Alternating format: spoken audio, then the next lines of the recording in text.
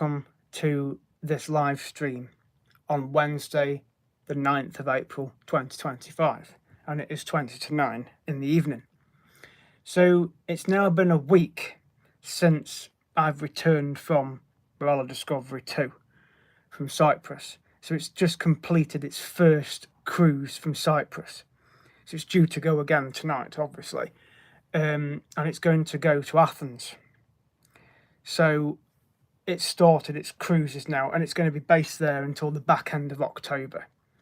Hello to you that have joined, including Katie. So yesterday I went over to Peak Wildlife Park because the weather was glorious. So I've done some episodes up there. They're now on the channel, so please take a look. There's a few episodes not watched, so please take a look, make a comment, like the videos, whatever you want to do. They're on there now.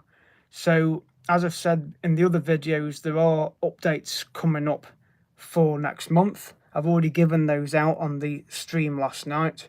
I'm going to be returning to Croatia in a few weeks' time, so I'm having a holiday out there again. It'll probably be my only one out there this year because of going away again in September. Okay, no problem, Kate. But the update I'm going to share now, and I've got it up on the screen here because it's already opened. As I said before, I'm planning to go and visit this new habitat that's at Twycross Zoo. So I'm going to turn the camera around and show you this new habitat that's based at Twycross Zoo. So this is what it's called: Close Encounters, the World of Reptiles and Spiders. Now, if you're not into spiders, which I'm not a fan of, and I'm not really a fan of snakes, but it looks interesting to go and see this habitat because it tells you about it just here. So it says, come face to face with an exciting new habitat which will become the home for over 10 awe-inspiring species, including some of the world's most endangered reptiles and insects. There'll be opportunity to get closer than ever to some of the zoo's cold-blooded creatures, including an impressive 3-metre-long boa constrictor. I'm not into snakes and I'm not into spiders, but looking at the pictures of it earlier on here, it looks interesting to go and see it. So because I've got the pass to get in to the zoo anyway, I thought, why not go and visit this new habitat? So that's what I'm going to do. And the zoo opening times are, and I'll get it up on the calendar now. So on Easter Sunday, it's open till 5 o'clock. So the last entry is 4. So because I have commitments in the morning on a Sunday, I'm thinking of going over there in the afternoon.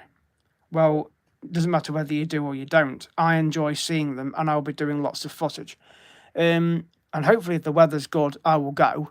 But I've got commitments on the morning, but from 1 o'clock onwards, I could easily get over to Twycross and have a good 2-3 hours over there and go and see these creatures. Because I don't need all day in the zoo, because I've been twice before anyway, since having the pass. So I thought, you know what, I'll go and visit this new area. I don't know exactly where it is in the zoo, because unless they've updated the map, which they haven't yet, unfortunately. So I don't know 100%. There's the latest map. I don't know where this particular area is at the moment. So it could be anywhere there. So I'd have to just go and find out. But I will definitely find it. The Lorikeet landing is always interesting as well, where the little birds are. I know how to get into there. That's just there. And there is a little reptile house just round here. And then, of course, there's the butterfly house where you've got that owl butterfly in there. So I'm going to obviously look at doing that new reptiles and spiders exhibit. And then perhaps later on in the year, or maybe in the next few weeks, I want to go and visit the heart of Africa. And I don't mean Africa the country, I mean Africa at Chester Zoo. Because they've built a brand new 22-acre area of a savanna, and you can get to see 57 species, giraffes, zebras and ostriches, all in the same enclosure. So, and that's included in your ticket to go into the zoo. So you get to see giraffes, zebras, cobras, aardvarks, meerkats, which I of course like meerkats anyway, porcupines, white-headed vultures, a gecko. These are all the different animals that are in there. Antelope, a flamingo, looks like some sort of deer, an African wild dog, a dik-dik, which they have at the Peak Wildlife Park, common ostrich. So that's just a few of some of the species of animals that are in this new African place at Chester Zoo. So, because I went to Chester Zoo in September, but unfortunately didn't get to see it all because of the time, because the zoo closed at 4:30, and even though I got there about 11:30, 5 hours was not enough time. It's such a massive zoo, but it was really good value because I went by train from here, and it was £20 return, and then a couple of quid on the bus. So I obviously had to pay for my zoo ticket online as well, which was extra. But 20 quid train journey is a lot better than using your fuel in your car. Even though there's loads of free parking, it takes a lot longer to go in the car because you've got traffic, you've got roadworks, you've got wear and tear on the car. Whereas if you go on the train, it's much more relaxing, and you just change at Crewe, and then you go from Crewe straight through to Chester, and then you go out of Chester station, you get the bus that basically heads to Liverpool, but it drops you off at the zoo, and it's like £2. But you have to go onto an app called Stagecoach and get a ticket on there and pay for it, and then you just scan it with your phone, and that's it. And then you do the same for the trip back to the station, because it picks you up at the zoo and takes you back to the station, and then you just get the train back to Crewe, and then you get the train back towards home. So it's so easy to do it. You get about 40 minutes in Crewe both ends of the journey, but that gives you time to go to the loo, go get a cup of tea, just sit and chill, and then you just get the next journey back home. So I enjoy doing that, but like I say, there's a lot to see at Chester Zoo, and I'd need half a day just to see this because of how many species of animals are there. And it's 22 acres, which is one hell of a size. So, because Chester's the largest zoo in the UK anyway, with over 30,000 animals in there. So, it's a lot of animals, but it's absolutely amazing, yes. So that's something to look to for the summer months.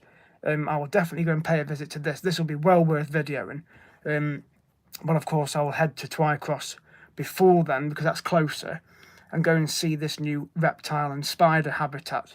So that'll be next weekend on the 20th of April, because I'm not at work, the store's closed because it's Easter Sunday. And even though I don't do birthdays, yes, it's my birthday on that day as well. So I'll just go and spend the afternoon at Twycross Zoo, and then of course prepare for going away to Croatia next month. So I've technically packed the case. That's easy to do because I've literally just put my clothes in from when I went on the cruise. They've been washed. I've just put them back in the case with the toiletries. So I've technically packed my case even a month before I'm due to go. So I can't do the online check-in yet or get the boarding passes, but I've booked the holiday.